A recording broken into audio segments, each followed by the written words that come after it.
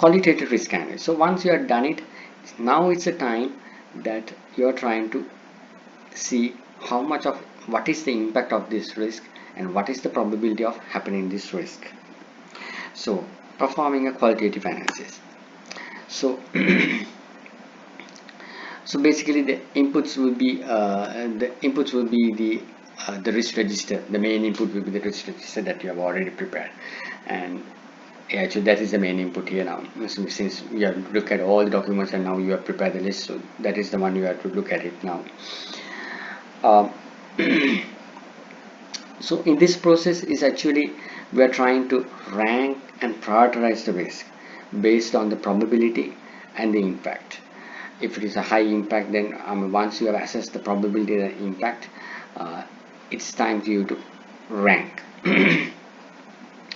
So the key benefit after this exercise is actually you to prioritize your risks. What are the high risks? What are the low risks?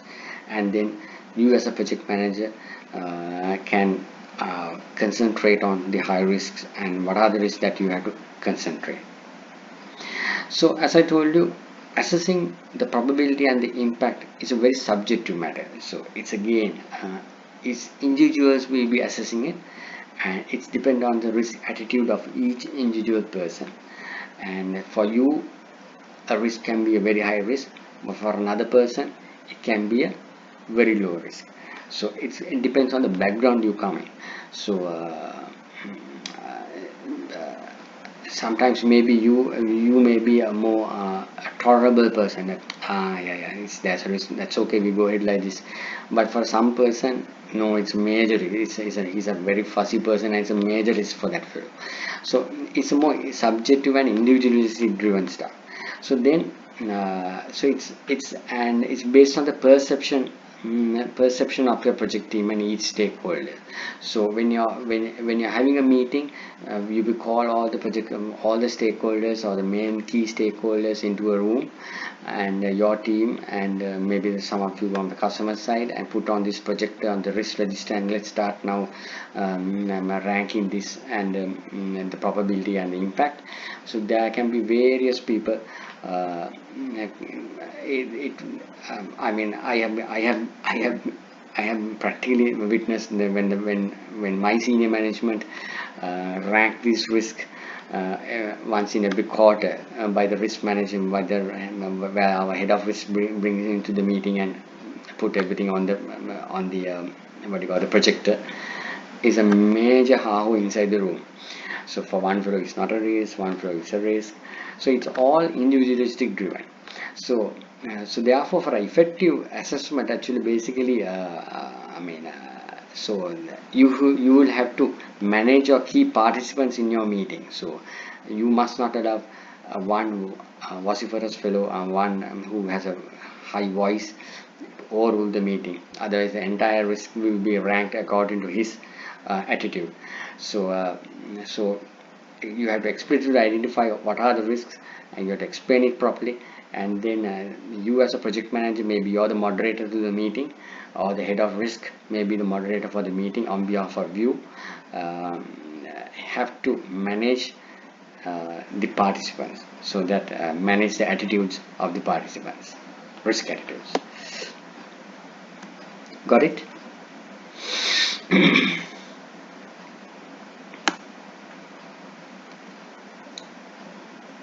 Right. So so some of the tools, obviously, expert judgment, you will understand of previous similar projects, and data gathering, or interviews or collective meetings, as I told you, where this risk can be ranked into probability and the impact.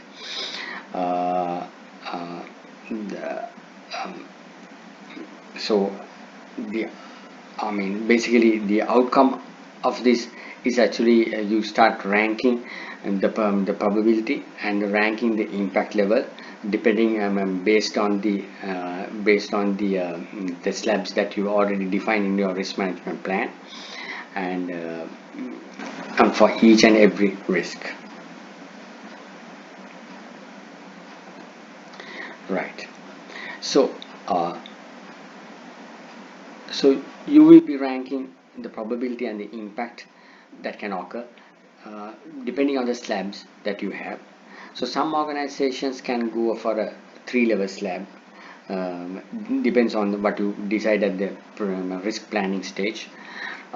So high, medium, low, and the likelihood, the probability of happening also low, medium, high. Um, Sometimes organizations would like to have a more detailed categorization. So more the detail is a more complex scenario.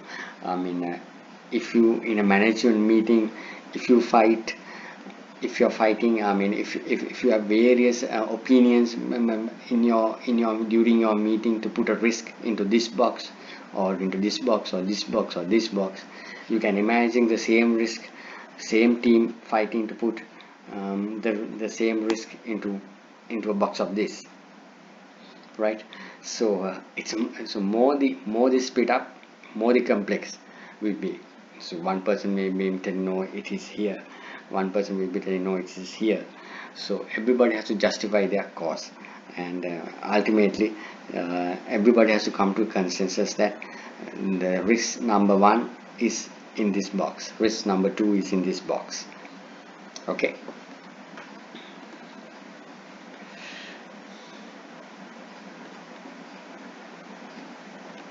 Got it?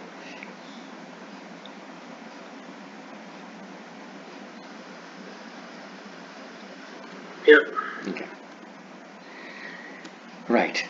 So once that is done, as I showed you at the beginning of the slide deck, uh, if you can come up this, I mean, this will give you a good visualization of what are the risks. So basically, if the risk number of risks are very high, you might not be able to do a diagram like this. Then you will have to number your risks, something like that, because the number of risks are more. But then if you have a manageable number of risks which can be plotted into this, basically this will give you a good snapshot overview of what are your high risks and what are your low impact, low probability risks. So you can see, I mean, resistance to change. You as a project manager, we discussed in our previous session how change management to how you as a project manager can tackle change. So even resistance to change is considered as a high risk. I mean, your customers' resistance to change, and premature loss of key staff, maybe key development staff, loss of key development staff, insufficient sponsorship. So these are some of the examples, might not tell you exactly, but then so all these risks that has been identified can be categorized into these 4 boxes. Right. So as I told you in earlier also, so there are certain things that you have to when you're categorizing your risk or when you're prioritizing your risks on the impact and the probability of happening.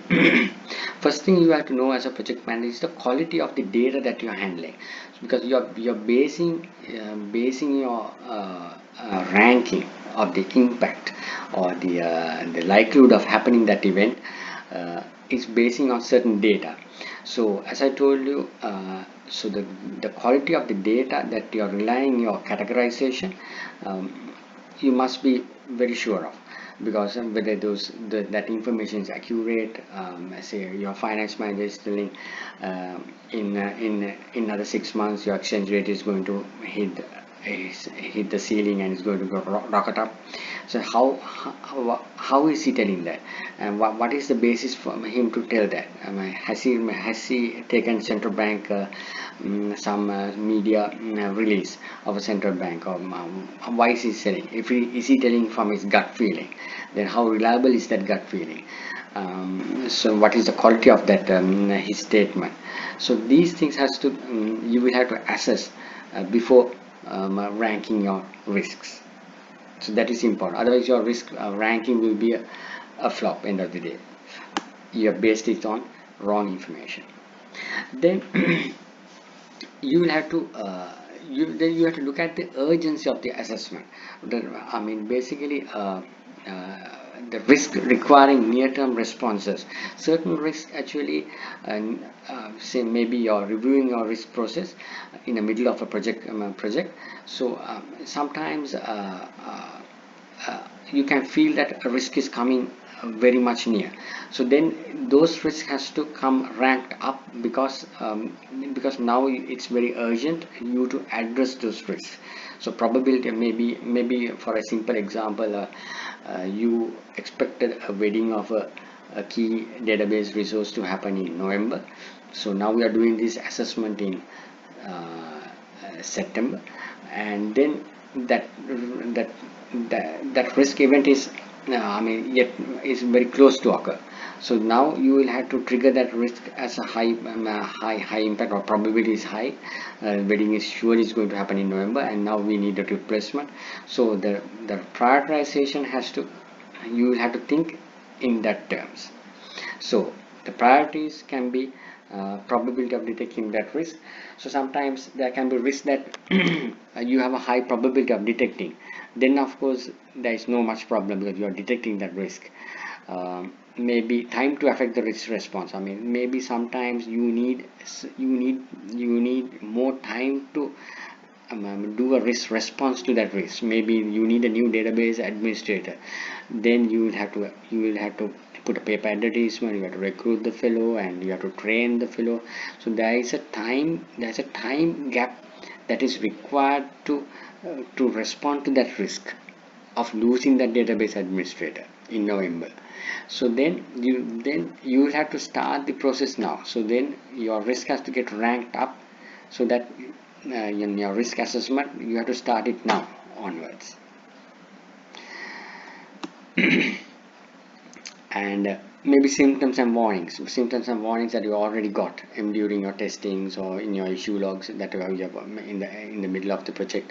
So that will also trigger, maybe there are a lot of bugs in the systems and people in the UAT stage or the previous iteration stages. The customers complain of continuous complaints of bugs and or certain bugs in certain areas of certain screens. So symptoms and warnings are high, and then maybe on a risk assessment at the middle of the project. So then those risks has to address up, and has to get ranked up because there are a lot of symptoms and warnings have been brought up, and definitely it's going to fire and backfire on you. So the urgency assessment is also an important element in ranking your risks. Then you can take the other parameters, that is a world of other parameters when you're ranking your risks. So these are some of the parameters. Some we have a little bit discussed also. So the urgency, as I told you, the urgency of the response to the risk that is required. So these are the parameters that you can consider in ranking your risks. Then the proximity, as I told you, like the wedding of the database administrator, the proximity, you know that a risk is going to happen. Now we are almost close proximity to that risk to happen. So then those risks has to rank up you to take a corrective action. Dormancy, like the proximity, the other way around is the dormancy. See, dormancy, that means maybe for exchange rate, if you're now doing a risk assessment, your exchange rate has gone up and now it's almost stabilized. But if you have done the risk assessment in November, then exchange rate would have been a very proximate things that you need to take corrective actions quickly. But since now we are in May, that event has occurred and now that is a dormant event. Basically now that impact is low, so that risk at this moment is coming low. Any actions that need to be taken now is actually very low. You understand that? Dormancy.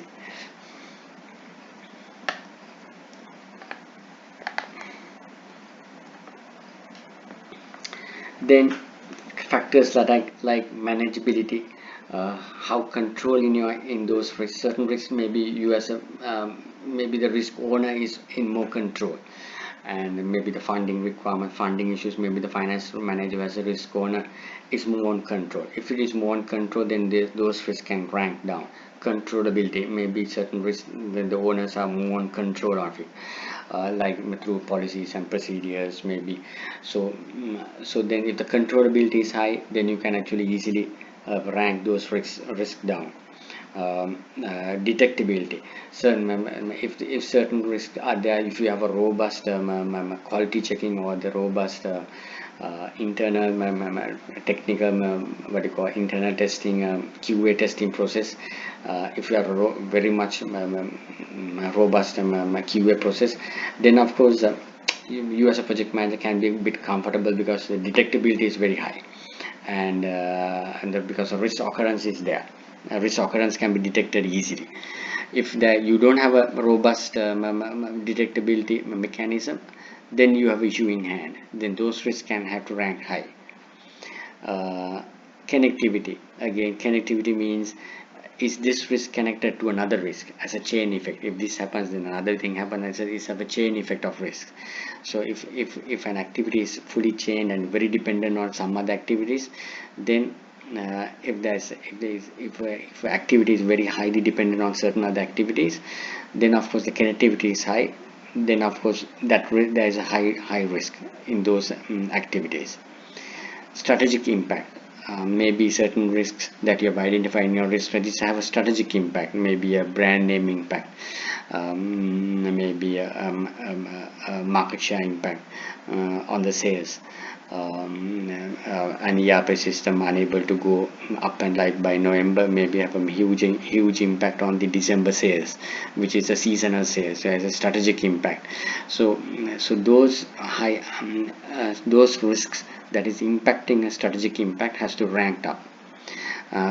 Propinquity means sometimes again again this perception matter comes into picture, where maybe many stakeholders in your group who is in discussing in ranking these risks perceive that this is a more significant risk. Then of course you will have to, sometimes you as a project manager might consider, no, it's not a much of a significant risk, but then if the majority sees it as a significant risk, then of course you will have to rank it as a significant risk. So these are some of the parameters that you can look at in ranking your project risks. So so the output is an update to your risk register. You're filling the columns of the probability and the impact, and of your risk register, and perhaps you're ranking your risks in your risk register. So output is an direct update to your risk register from this process. And sometimes if this is in the middle of a project, then of course you might think of doing a risk report to your management if you have identified certain other new risks, and you think that it's duty to escalate those risks. Sometimes in this process, since you're revisiting your assumptions, you're debating about your assumptions, why you have included this risk in as a risk, then you as a project manager might say, we have assumed that this is the cost amount, we have assumed that this is the labor amount. So you're debating in the meeting. So sometimes there can be new assumptions, or sometimes your finance manager say, no, it's wrong, let's change that assumption, then this risk will come down. So there can be changes to your assumption log.